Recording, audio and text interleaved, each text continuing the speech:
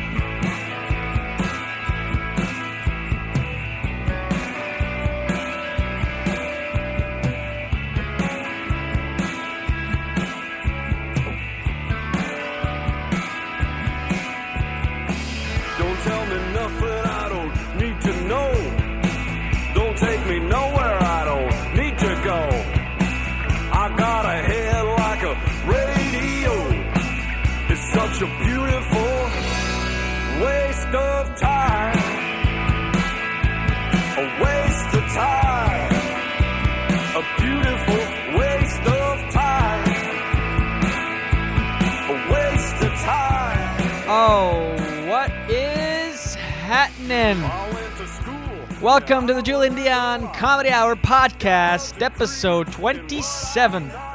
That's right, December 19th, 2014. It's almost Christmas time.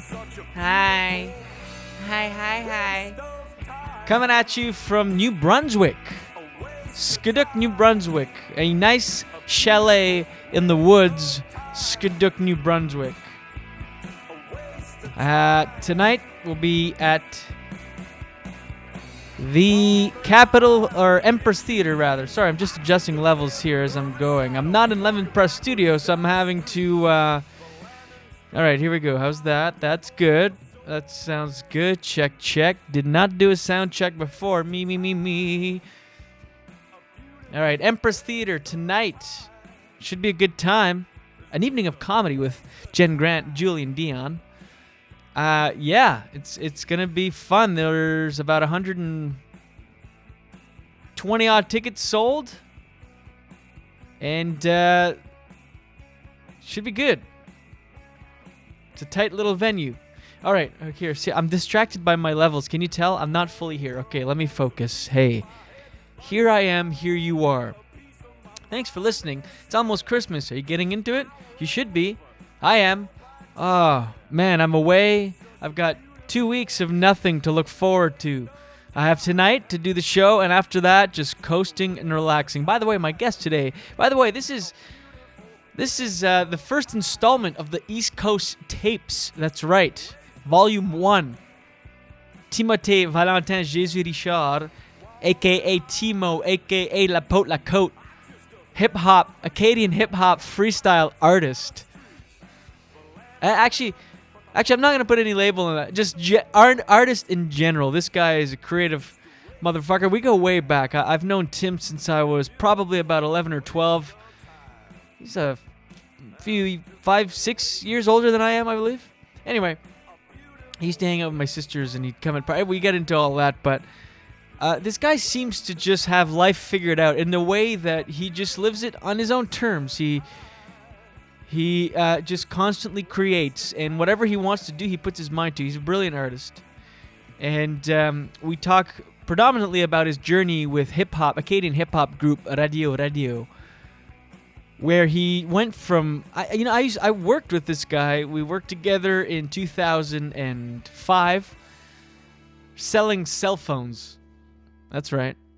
And he was always so talented. At that time, he freestyled, and he would drop some rhymes here and there, and Anyway, one night got on stage with this hip-hop group, Jacobis et Maleko, that eventually became Radio, and he joined them, and they went to France a few times, and they became this huge hit in Quebec and Montreal. Anyway, he eventually left the group to focus on his family, and he's got 2 daughters. We'll get into all of that in detail, but I'm just excited to if you haven't heard of Radio, that you get to hear this shit. All right, so that's that.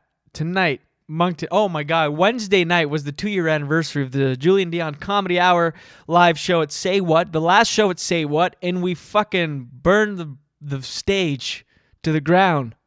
It was crazy. My buddy Peter Anthony was on the show. Great, funny comic. He's been on many times on the live show, and he was on the first ever show. So I figured, hey, throw him up on the last show. It seems appropriate. And I like Peter a lot, and he's a good buddy. So I put him on the show, and he walked 80% of the room. There was this great big party, this bachelorette party, which of course is known for not making the best, usually most attentive audience members.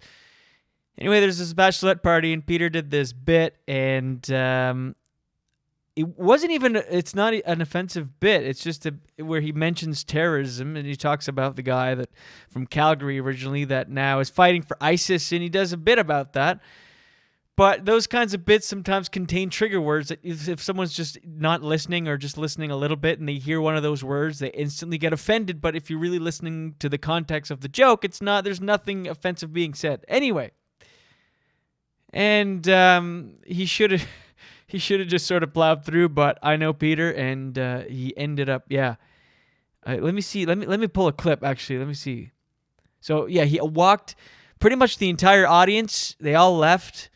He went off on this table, and then eventually we went on again. There was one comic left after him, and anyway, it was great. It was fucking awesome. It was a great way to end a 2-year anniversary. So even walked the band, while Peter's on, the whole band even walked off stage, Garage Baby at one point. Hold on. Let me pull a clip here. No matter what they're into, you got unconditional love. Okay, here he That's what is, it's all about. setting up Maybe the bit. He's bragging about his son at cocktail parties. Talking about his dad. Oh yeah, he's over that.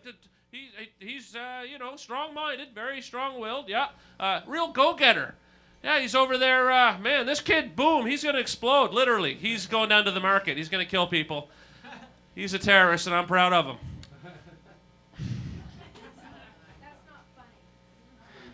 Okay, now. Okay, hold on. Let me pause.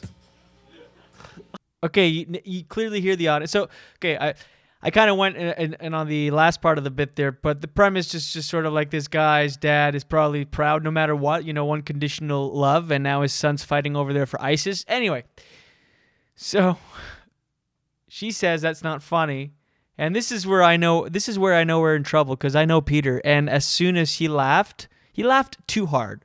And I was like, oh, shit. Watch. Hey, listen. Who's saying that? Like, I actually offended somebody at the... Someone's offended at the comedy that show. Laugh. Uh-oh. What's your name? What's your name? Someone said it was not funny? Why isn't it funny? It's just a joke, though. But that guy said it was funny, so who's right, who's wrong? It's a subjective thing. We don't know. Okay, so... This kept going for on and on. It's not funny because I didn't find it funny. I'll just play you the. I'll play you now the end how he left off stage. Hold on. Is that the problem here? You don't. How he got off. Like comedy, you don't read much. What's happening? They're just jokes. No one's getting hurt. I'm not a terrorist. I don't have a bomb on me. It's okay. He's still going, and the room's quiet as you can tell. That joke was incomplete. Okay, hold on. Not quite done. Let me see. To the room. Okay, hold on here. He's still on stage, by the way, at this point. I'll move on. Fine. Okay, he's all right, next joke. Okay, hold on. I don't like the term invalid for old people. I can't do that one now? Someone just said okay, Jesus Christ. I'm not going to play the whole thing because I want Peter to... He's going to come on the show, but hold on. I don't want to take a time out. I want to get to the bottom of why she was offended. Now, Adam, the band, is chiming in. Adam Fox. What was offended about a terrorist joke? No, I want to know, because as a performer, I need to connect with the people.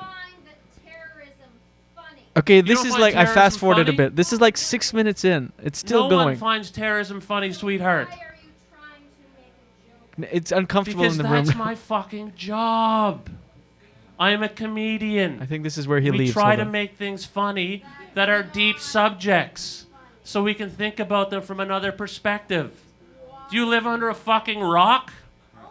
What is wrong with you? But I'm trying to open her mind a little bit. This is ridiculous. Okay, at this point, you could kind of hear the band go, oh, because there was a point where he could have redeemed himself, but at this point, and knowing Peter, he's like, fuck this.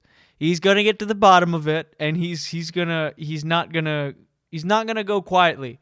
And I don't know if I fast forwarded past the part, but at one point, Adam interjects and he's like, no, you're gonna have to fucking drag me off. And I don't want to play the whole thing because Peter agreed to come on the podcast and we'll talk about it again. And he's also gonna be on the first live show back, wherever that is, whether it's the Painted Lady, which I believe it will be. It's looking like it will be. Anyhoozle.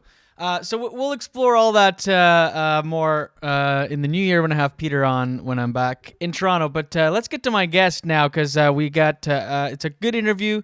He's a good buddy of mine. He's a talented guy. Actually got him to freestyle. So stick around all the way to the end of the interview because I figured I would get him to do it, but I kind of asked him mid-interview, and he says he didn't want to do it. And anyway, he was trying to do the live read, and so I dropped I just had like this instrumental hip-hop beat ready, and I just dropped it, and he laid down. Anyway, I've already said too much.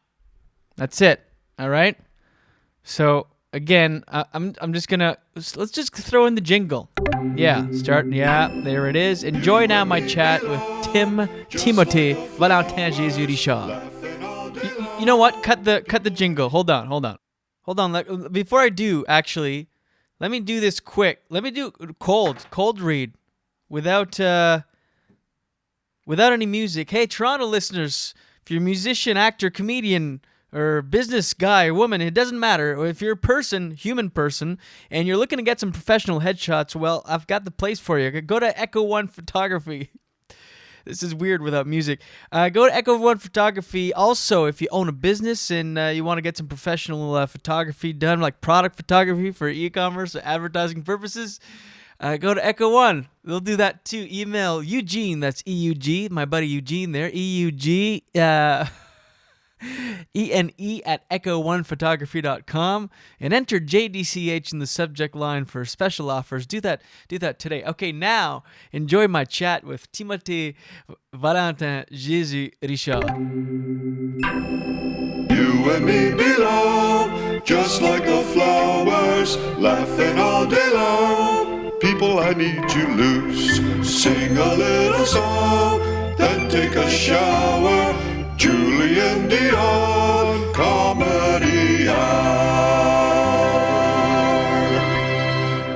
Jacuzzi plein de clowns, c'est le festival. Un jacuzzi extra large, on fait des fesses de cheval. Ma jacuzzi baigne-toi, submarine wash-toi. GPS sous l'eau, les nouveaux jacuzzi. On boit du homemade wine, des grosses bouteilles. Ta jacuzzi, believe you me, pas pareil. Je vends des one-way cruise, ça parle toute ma jacuzzi. Je sais qu'il veut venir parce que je vois ta jalousie. Bump that, j'fais une boule dans ma jacuzzi. Pas de bedding sous la seule roue, ma jacuzzi. Oh my god, that of course is holy shit. That is fuck, man. Actually, hold on. Let me play his other part here. My guest today here. Let me play the other part. Hold on. Surf and turf, un jacuzzi, le monde surf. Envoyé de 9 à 5, d'autres qui fait le snap. Je te dis, dans ma jacuzzi, la vie est simple. Je vends les condos qui veulent toute ma jacuzzi. Pamphlet touristique, je fais pour ma jacuzzi. 2 millions de touristes, man, pour ma jacuzzi. Private jet landing strip pour ma jacuzzi. Ça prend une autre planète pour ma jacuzzi. Tout le monde se fait mettre dans ma jacuzzi. Ça prend une autre planète pour ma jacuzzi. Une grosse jacuzzi, juste comme dans... All right, and that, of course, is my guest. He stands in front of me. What would you call this place? Mad Squirrel Studios? Mad Squirrel Headquarters? Yeah, legally.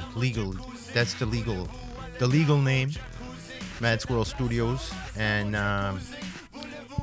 if ever Julie kicks me out of the house, well, this will become my house. So... And Mad Squirrel Studios. For the listener, I'm standing basically in the coolest place I've ever been in. This picture cool in your mind. There's like cool. There's leather. at various stages. There's motorcycles and parts of motorcycles and tires and old fridges. It's amazing. It's the ultimate guy's den. Anyway, that was my guest that you just heard in that clip. He was one of 4 members back then. Four of acclaimed Acadian hip-hop group Radio. And this guy seems to have life figured out, and I tell you this a lot. You do. You do. You're fucking. When you set your mind to something, you do it. If I have life figured out, we're in for shit. No, but I mean this because, like, first of all, this is weird for us because usually 100% of our lives that we've known each other, we've communicated in French, and now we're doing this show in English. So there's that, which is weird. But anyway, the assimilation continues. It continues. And Timothée Richard Lacote is my guest today. Thanks, buddy, for doing this. I wanted to have you on the podcast because you and I go way back. And way back. Like, I can remember my sisters would have parties. I was maybe 11 or 12 years old. And I didn't do anything to you, did I? No. Okay. Other than you taught me this handshake where you cap it off with at the end you finish and you make a joint with your thumb and your index and you smoke it, and then you flick it. Well, that's doing something to someone, I guess, if I taught you that. You taught me that, and but anyway, fast forward to a few years later, we worked together, and here's what I mean by the way you put your mind to something, you just get it done. You always had your heart set on hip-hop, freestyle, hip-hop rapping.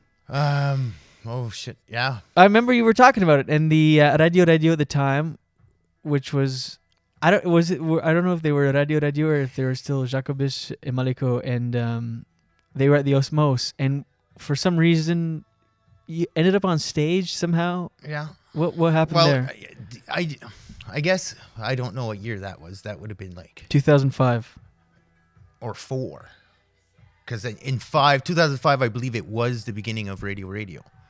Okay. But anyway, regardless, I had been to one of their shows. Mm-hmm. I don't know if it was 6 months prior or a year prior. It was at the skate park in Dieppe Industrial Park.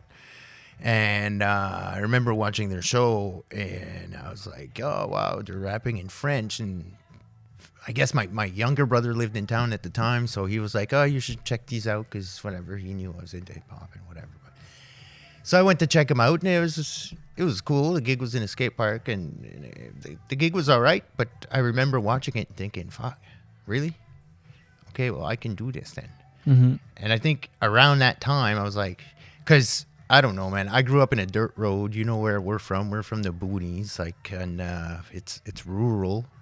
I was born in 1977, so when we were in school, 1995, I don't know where hip hop was, but Eminem had been out for like a couple years, maybe. So rewind to me being in grade 6, maybe, like Marvin Young MC and whatever, MC Hammer.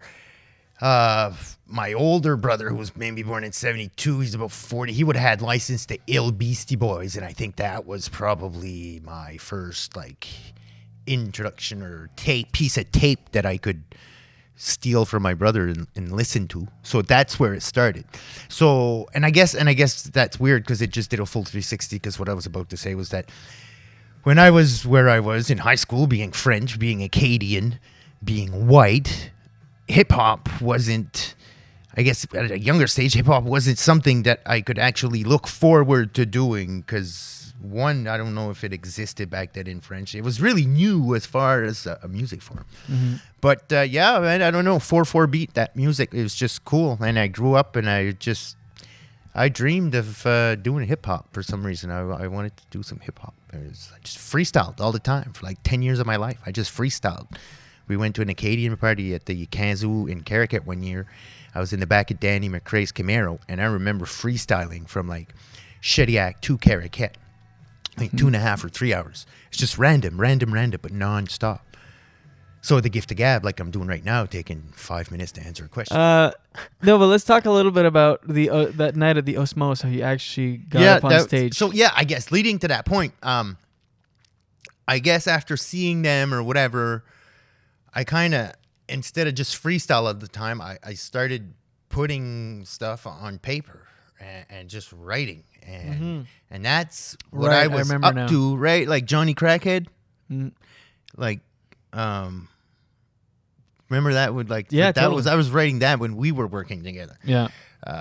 So, and I guess that, I don't know, like if I had talked to like Gabrielle, who knew those guys, who, like, I don't know what led up to what, but at some point, I think that like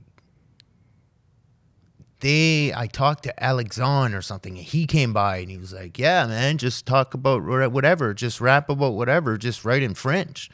I was like, man, I can't write hip hop in French, like let alone Acadian French. What are you talking about? And then I kind of tried, and then I realized that it kind of worked, and then played with it, because all of a sudden, like, Acadian French is so slanged out that the syllables you use and just the weird sounds that we make end up like flowing really well in hip hop, because you pronounce stuff and I don't know, it's just, so I started having fun with it, I guess. And so they at the time were launching their album, which was Walla Walla, which was their second Chaco Besimaneko album. And buddy of mine, buddy of mine, and I can't remember his name.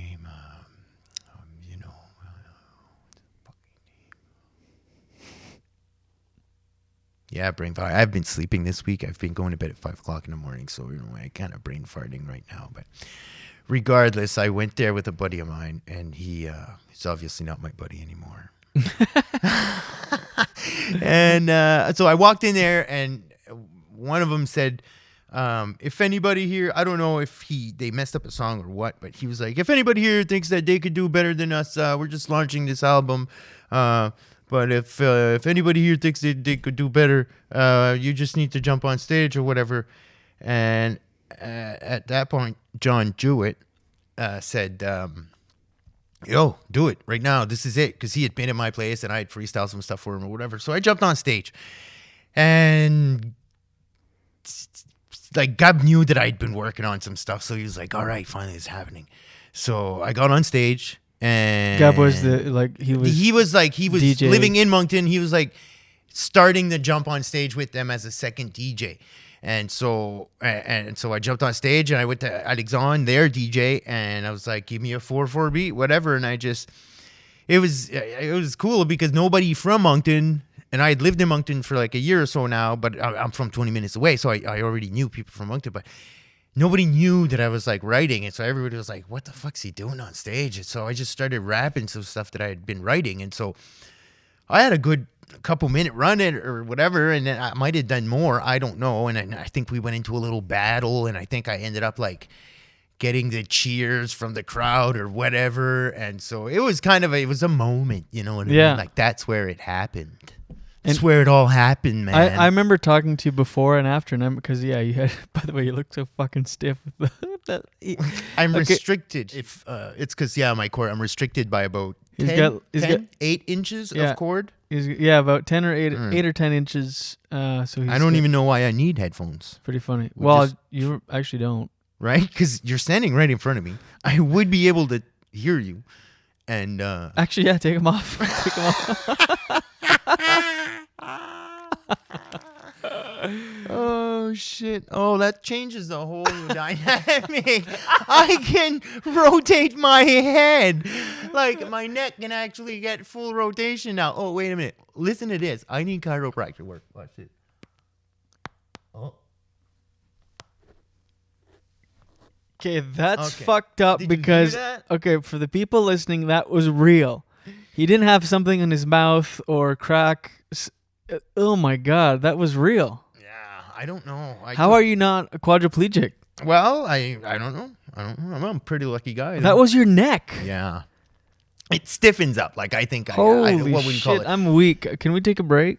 I don't know what you'd call it, but it stiffens up, and I got to rotate my head, and all of a sudden, like, But that's not locks up, and then stiffens up. Sounds like a muscle thing. That was like bone shattering. Well, no, I bone think it's snap, like snappity bone. It's like it stiffens up in like cartilage with nerves and shit. I don't know, man. Oh fuck! I'm gonna mountain bike accidents, snowboard accidents. I'm gonna throw up. Falling off 2-story building accidents, motorcycle accidents. It adds up. It all adds up, man. When you're 37, you feel it. I'm up on a cement floor like 15 hours a day. That probably doesn't. And this help. doesn't help that we're standing now to do this. Well, I tried to get you to sit down on the couch, but it was too relaxed for you. You need to go all the time. I know how it feels. That's how I am too. It's all good. Okay, we're getting derailed here. That night you get on stage. What were the pieces? Do you remember? One was written. Do you remember the one? I think I did. I must have done OK, moi je fume first. I started with that. OK, moi je fume. Check le vie dans la brume. C'est pas un bad habit, c'est une bonne accoutume. Whenever je vais fumer, pas de bon fumer. I can't believe I remembered that much. I don't even remember a single song from our freaking album. And then I must have done Johnny Crackhead because I think that was like my one song that I never recorded. Out soon on iTunes. Look it out. Johnny Crackhead remix. 12 years later. Out of rehab, but back on crack. It's dope. It's a big tune. Heavy tune. Lots of bass. Everybody's on it. It's going to be a big tune. So back to the story.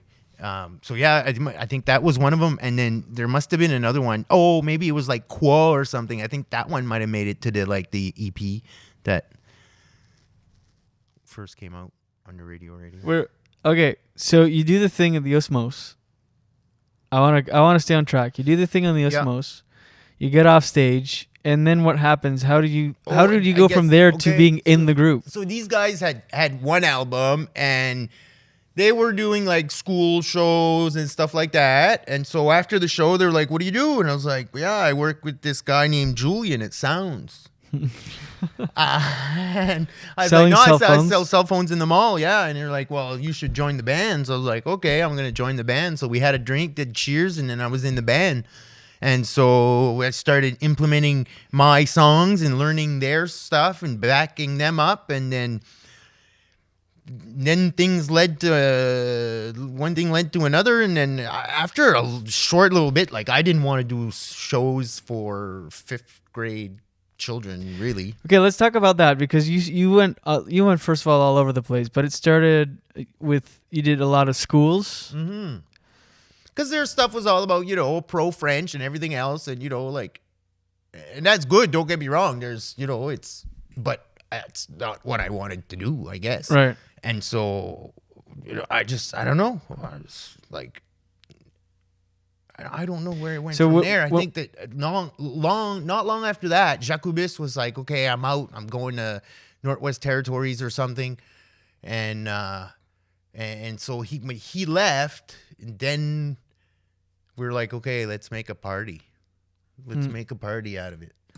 And that's where we started kind of going towards radio. And I think everything kicked off when we went to Music New Brunswick in St. Stephen's. And what's his name? I don't know. But he was responsible for Pop Montreal Music Festival. Mm-hmm. And he saw us there and invited us to Montreal and got us a second show in Quebec for the same festival. So we had one show in Montreal on like the Wednesday, and then a show in Quebec on like Friday or something. And and that's when we played in Montreal, and Yannick from Bon Sound was at that show, and then he came back he went to Quebec to see our second show, and after that show we were talking about a record deal. So I guess at that point though, I missed the loop at some point, because at that point when we had just met him, we had just been back from like a 1 week or a week and a half vacation in Nova Scotia at that camp by the lake, where we had just roughed out like 17 tracks or whatever, which would have then became the album Cliché Hot. It wasn't mastered, but we had 17 rough tracks, and we knew some of it. And so we would have done some of that material at those shows, I guess, but basically we were kind of like working off our EP. And that's where we met him. And after the show, he was like, whatever, I don't even have the right to sign you guys like without my partner or whatever. But he's like, I want to offer you a record deal. And that's where it started.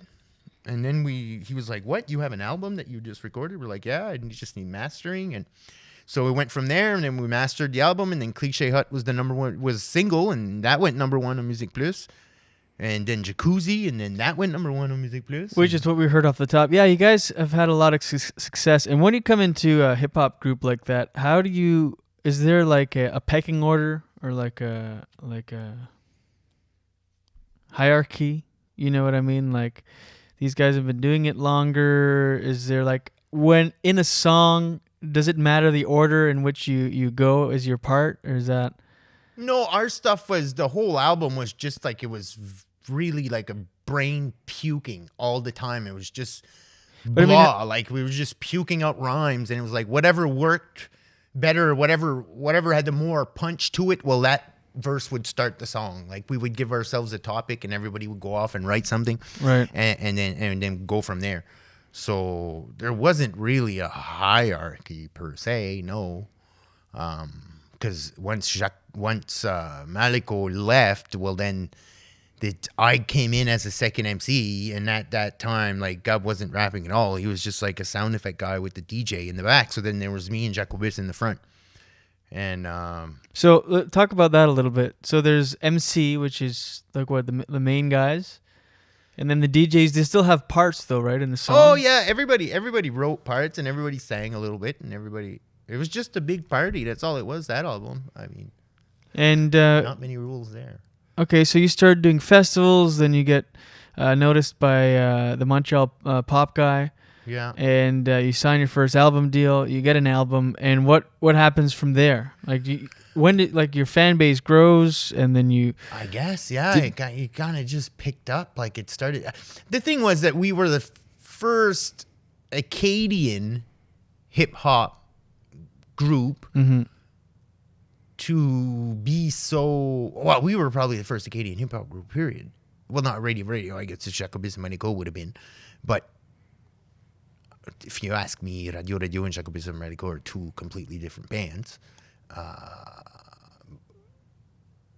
So I guess I don't know. It was fresh, man. It was a new sound, I guess is what it was. So when it came onto the scene, people in Quebec were like. They could understand half of it. They knew it was French, but there's parts that they were not picking up at all. Like they thought Cliché Hut was like Christé Hut, right, and stuff like that. But I guess the sound was just different. And Lex's beats, like they're pretty good beats, and Cliché Hut's had some pretty catchy tunes, and it was a party album. So when we played in the clubs, we just partied with the album, and we did it live, so the show live was really live, and then we did a whole lot of shows that first year, so we got really tight, I think, as on stage. And do you ever have situations where you are performing like in a club at night in front of like, you know, young people and women, and then the next day or soon after you're performing in the afternoon in front of fifth graders? Like did that happen, like the back and forth? Or was it like a stage where you played schools for a while, then you got out of that, and then? No. Like even in like when we were switching over, we were like trying to do songs that would be like, oh, risque. You can't do that in school. Like what was the song there? On représente. I think it was On représente. We were like we would say. Fuck des grands mammifères aquatiques. Fuck des grands mammifères aquatiques. And we would get like fifth graders to be saying, fuck Hilarious. with their teachers. Like, and that ever get you in trouble? But in the song, we would spell it like PHOQUES. Fuck the grand, right? So it was You're covering all your yeah, ass. it's like the modern Disney cartoons. Like it was like for the adults and the kids. Like there was a total period where we had like, but we probably said some stuff we shouldn't have. Something like that ever get you in trouble or banned from a school? No, because we just I think as soon as like we did those shows, we did a couple shows. We did that film festival in Paris, and then that got us a little bit of attention, so we could go back and do a couple of festivals. Yeah, there. let's talk about the Paris thing. Okay, let's first talk about your perspective on all this. Your first few shows, like, how are you feeling performing in front of crowds?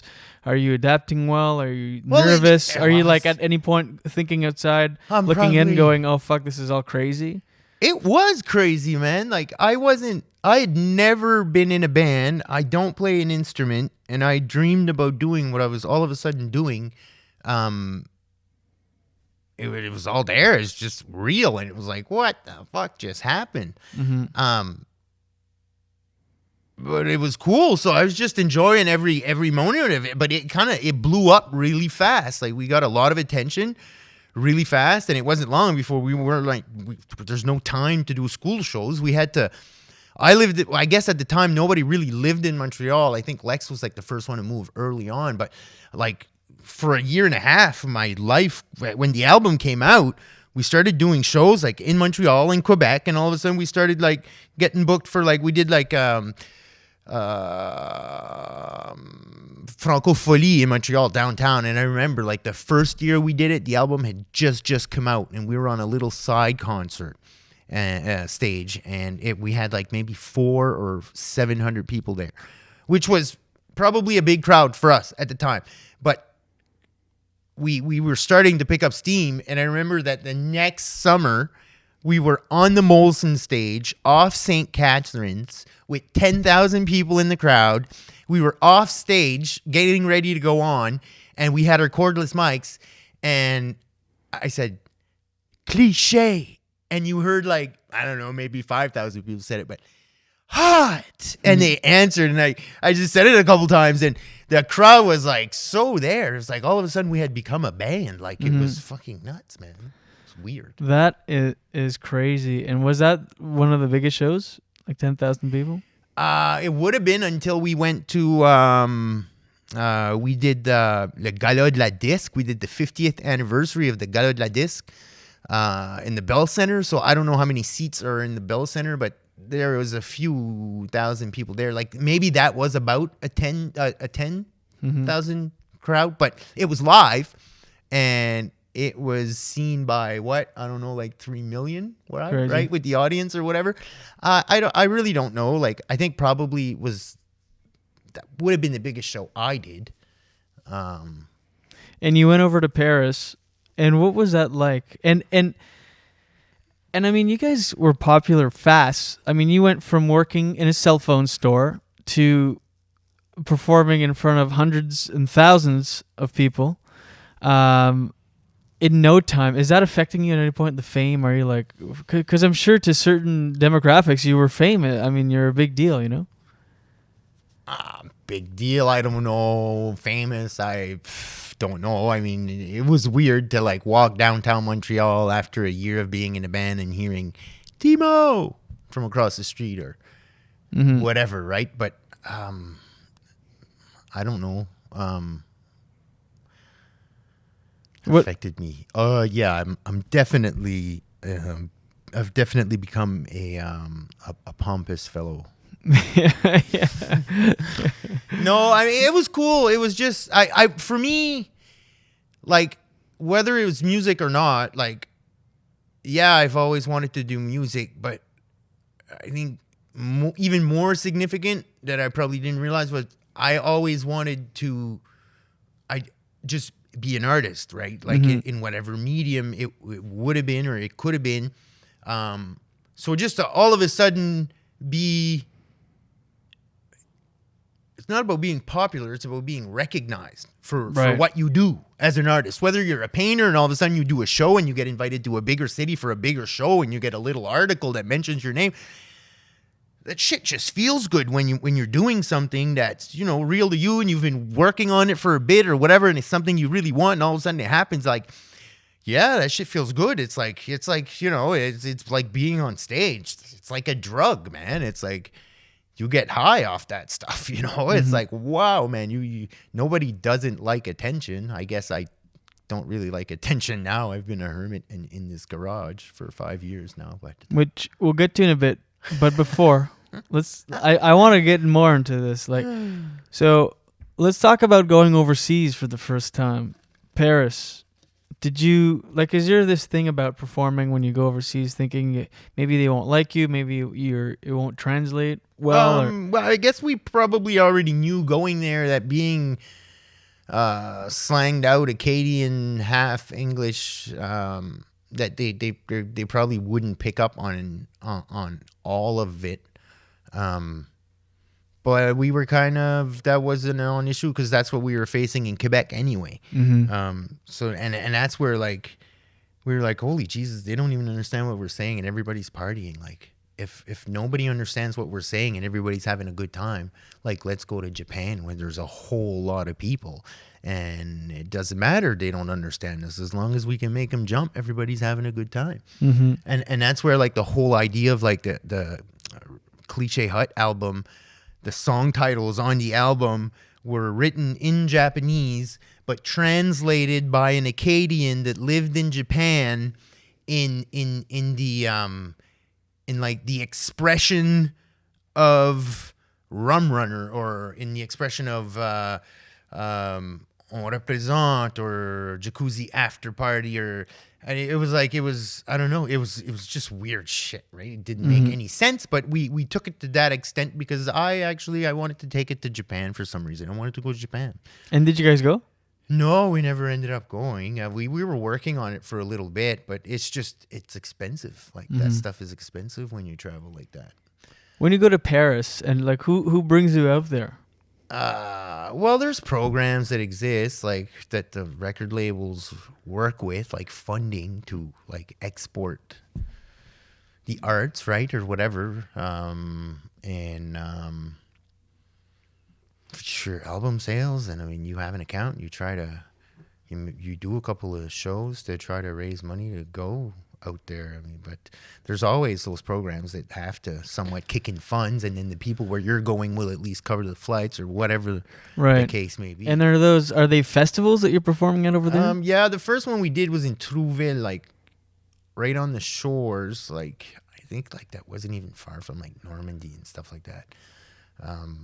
But that was a film festival. When we went there at the film festival, I think Jacobus was still there, but we were definitely still called Jacobus et Maléco, so that would have been a little ahead. But when we went back, it was in Paris, and it was a music festival. It was called Les Nuits Acadiennes de Paris, but that was early in the stage of Radio.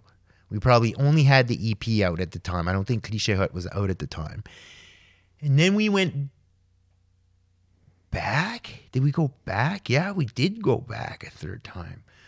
And that was for a music festival or whatever. It was a smaller gig, but it was cool. Like I've always wanted to go to Europe, and I'd never been, and all of a sudden I was in Europe because I was in an Acadian rap band. Like, yeah, it's crazy. I don't care if it's a music festival, if it's a film festival. Someone flew my ass to Paris so I could do an Acadian rap show for an hour.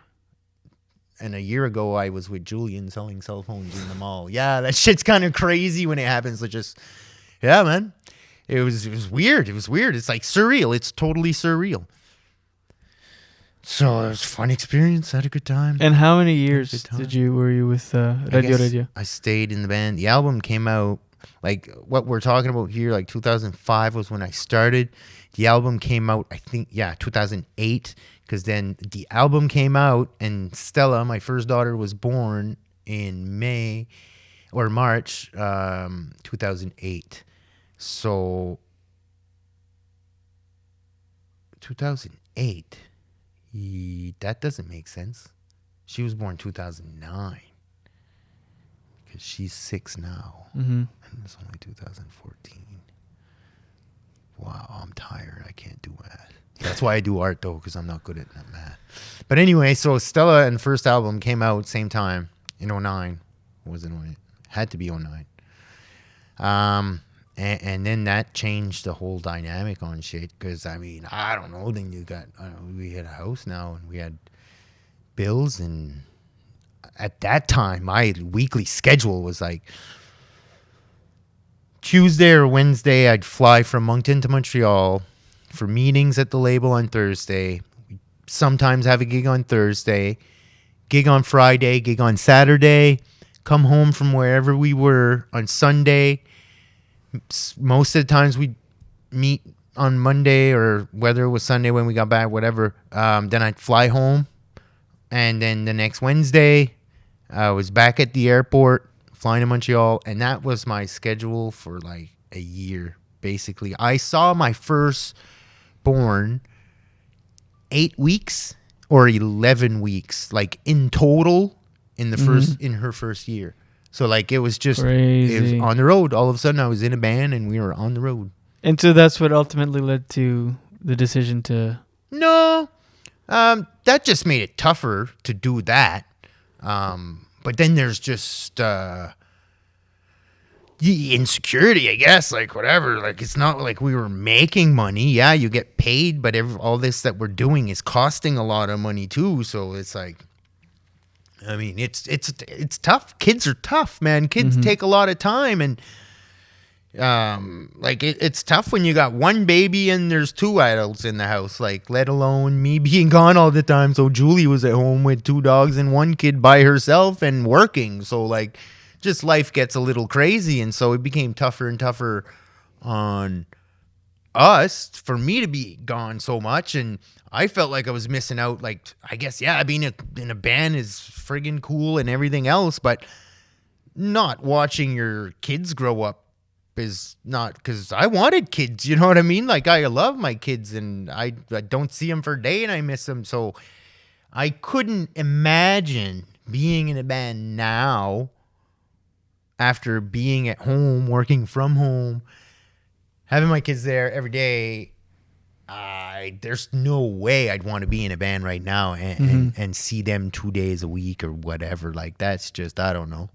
They'll grow up at some point, and I'm not dead yet. So I don't know. Maybe when they're 18, I'll come out with a friggin' country, western, honky tonkin' rockabilly album or something. I don't know, man.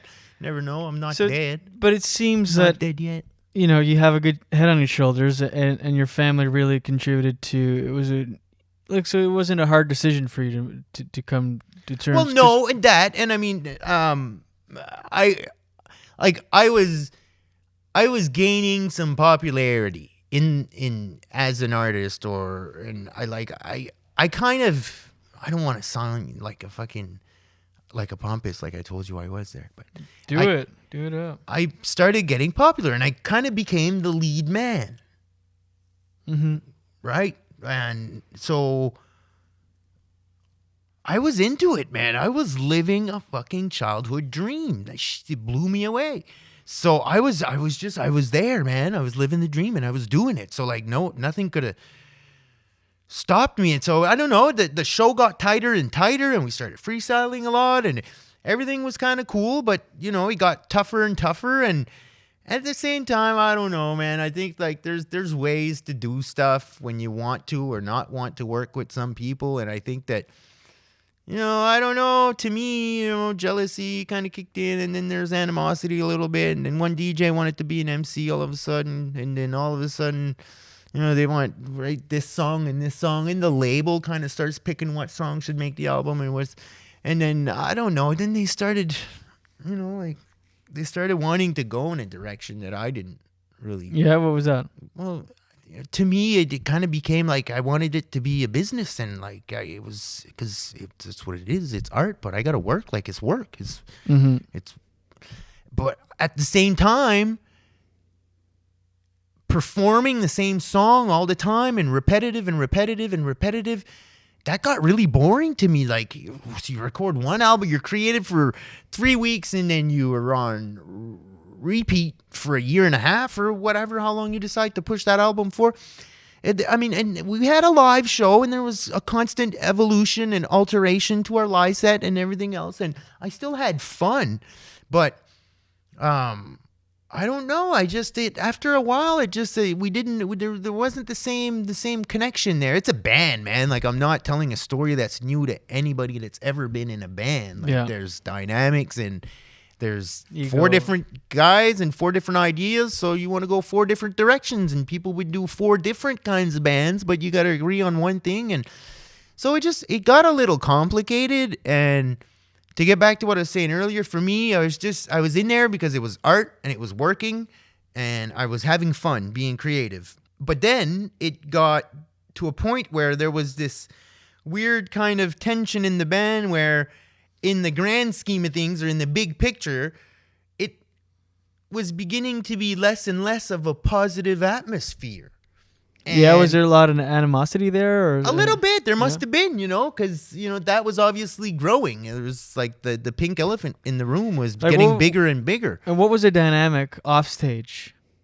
Like, did you guys hang out together? Yeah, we hung out sometimes. Like, we never really practiced our show or we never really worked on our set. It was really like, okay, there's a show. Yeah, we'll work on what we did last time. Remember when we did that song?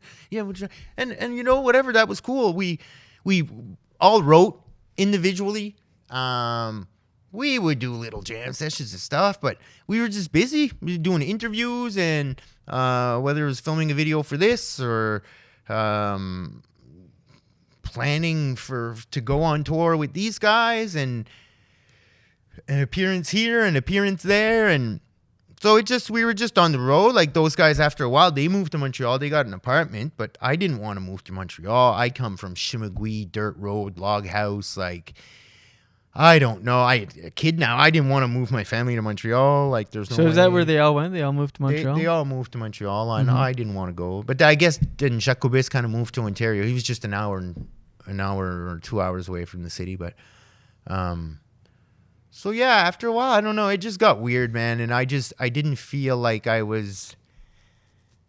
And to what? To me, they kind of just slowly pushed me out so they could have more control and they could go and do whatever they wanted to do, But at the same time, everything happens for a reason, and as much as it was like all amazing and stuff when I started the band and music and writing and everything else, and it felt like, holy Jesus, this is unreal, it's a dream come true, everything's connected to lead me to this point or whatever.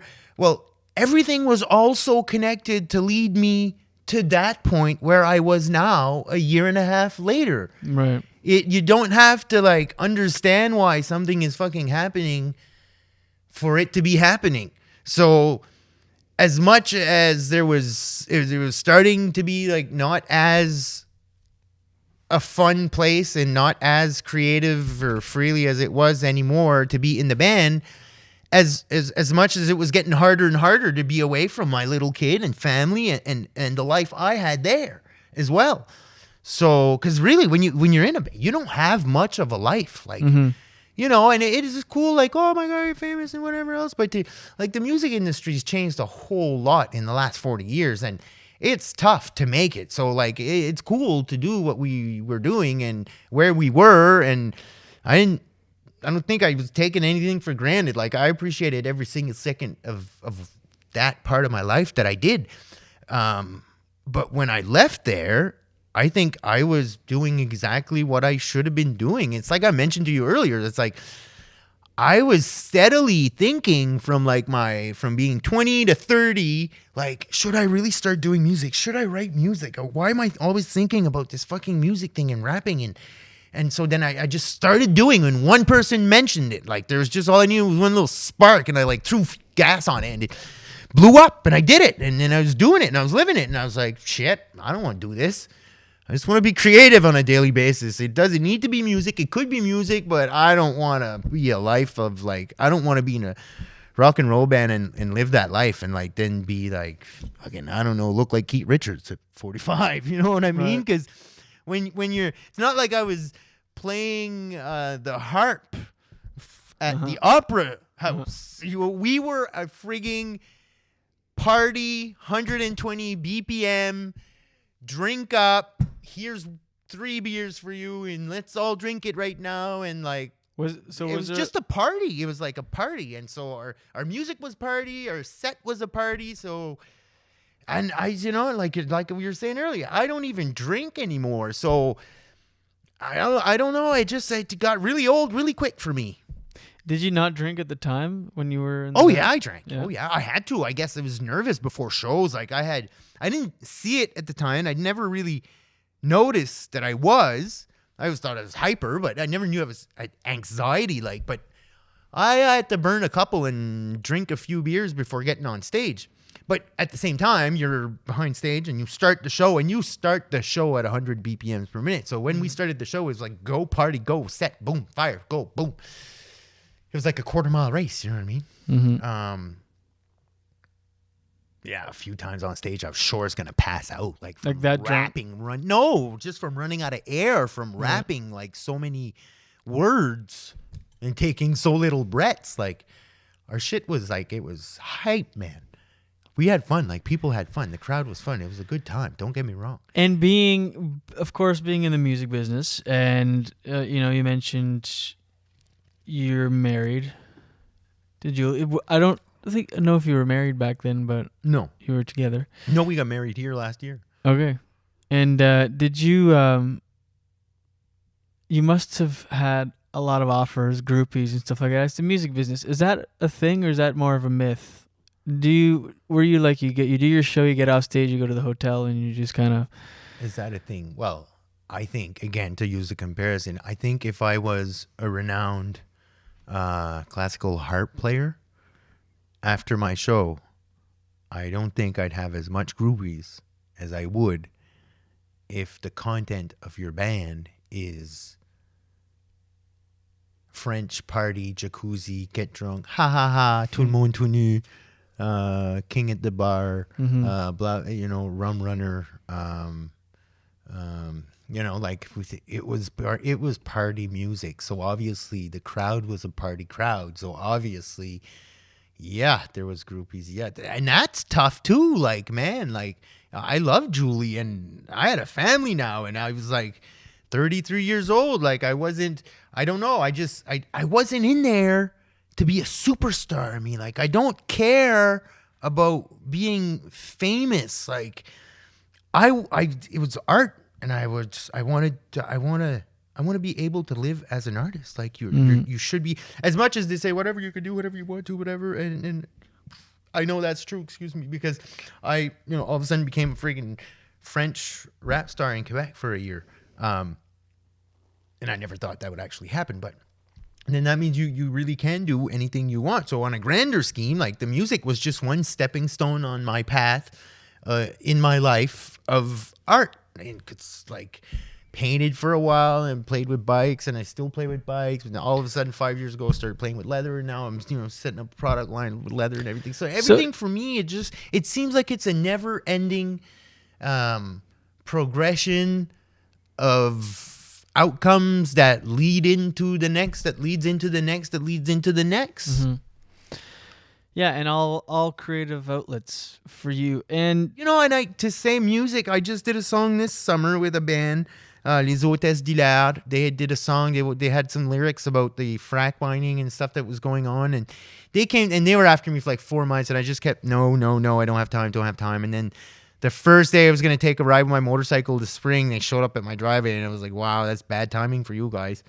But I turned around anyway, and we came in the garage, and they were like, no, dude, look, we're not going to take no for an answer. You have to do this. And so the night before I was supposed to go to university to record it, I finally wrote the lyrics, and that song came out, and it went number one in the local radio station, and it did pretty good in Quebec too for a little bit. And it was fun. I went on stage a couple times this summer, did a couple shows, but after doing a 5-year hiatus, I'm like, holy Jesus, I had like major anxiety before getting on stage this summer, and it was weird. Like, I don't know. It's like, I think I love doing music so much that doing it just a little bit, because of the way my brain works, it makes me think about doing music a little bit. Right.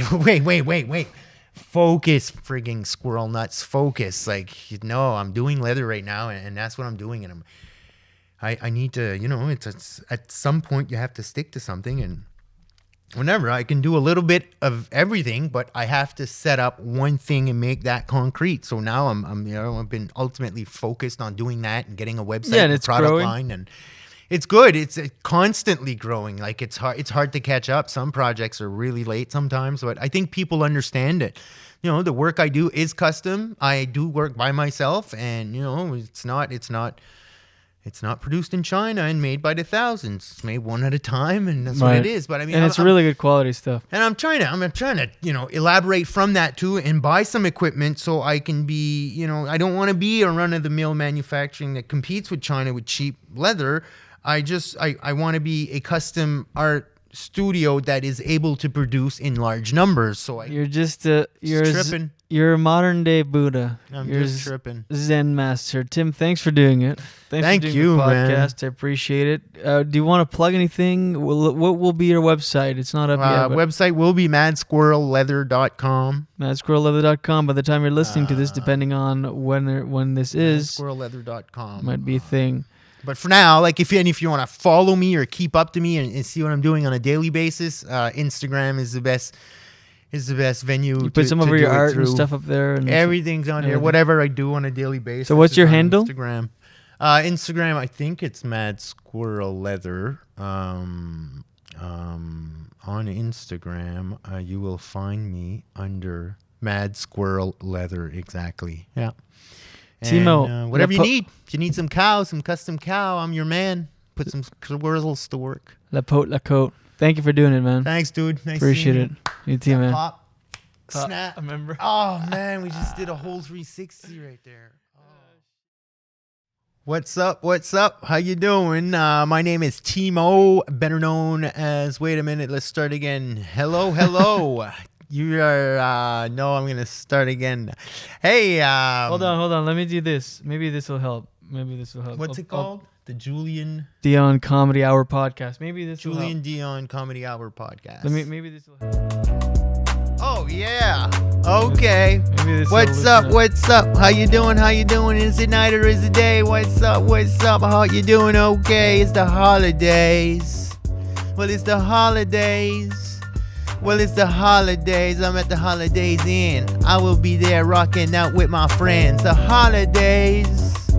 It's the holidays. Holidays, how many days? It don't matter. Check my flow. I spell days like this. D-A-Z-E-O. That's right. No, oh, yeah, you get it. Days. I'm dazing. Not really, I'm overworking, but dazing. The holidays. Happy holidays. You're listening to the Julian Dion Comedy Hour podcast. I am the one, the only, Timothée Valentin JÉSUS Richard. La Côte, le maître de maîtresse. Or you could just call me Timo. T-I to the M to the O. My man Julian is real. It's a real man right there. Real man right here. You gotta be real because everything around you is fake. What you gonna do? You gonna be real. You'll be real, yeah, you too. Happy holidays. Signing out for this podcast, yo. My name is T to the I to the M to the O. I will see you next show. Bam, I'm gone. I'm out. Man, there it is, episode 27, which is the first installment of the East Coast tapes. Thanks to my guest, Timo, La Côte, Timothée, for ending on a freestyle. That was awesome. That was a real moment too. Like I said off the top, that was all real. He couldn't do the read, the ID. I gave him the ID, what to say. He couldn't do it. I drop a beat, nails it. Yeah, that's right. Just like that. All right. Thanks. And thanks. Okay. Thanks to you for listening always. I appreciate it. And Moncton, I'm seeing you tonight. Friday, December 19th, the Empress Theater. It's almost sold out, but there's still some tickets left, so get your ass down there. It's going to be a good show. An evening of comedy with Julian Dion and Jen Grant. Oh, hi. All right. That's it. That's all, I believe. Facebook.com/JD Comedy Hour. I'm going to put up a video link to that radio video, or rather song that we played off the top. And follow on Instagram and Twitter at jdcomedyhour.com, at JD Comedy Hour, whatever. You know what? Email the show, pod at JD Comedy Hour. Watch your head. Okay, hold on. That was too rushed. We'll do that again. What? I was trying to do it before the lyrics. I was trying to radio DJ it. Do it right before the lyrics and then kick the lyrics in, but it was too rushed. And I gave you the wrong information. Okay, whatever. Pod at jdcomedyhour.com. I want to hear from you. And I'll talk to you before Christmas. So I won't say it just yet. But happy holidays. It's that time of year. We're off. Get drunk, have a drink, get high, do something. Drink, eat some cheese and meats. Just have fun, and most of all, watch your head. It's just a waste of time. A beautiful waste of time. Now it's just a waste of time.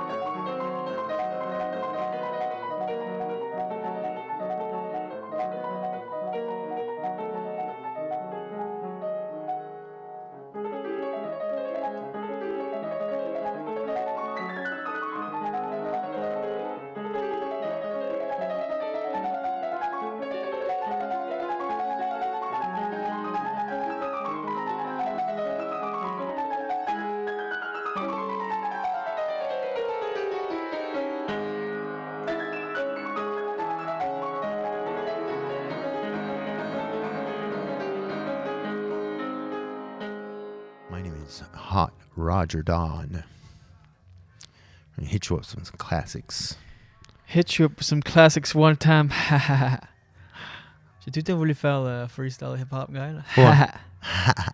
I just blazed up a good one, yo, and this is the top 10 banging hits. 2015. Fill your lids, yo. Yo, turn my headphones up. Often imitated, never duplicated. You heard it here first. Detroit, Big D. I'm out. 1 2 1 2.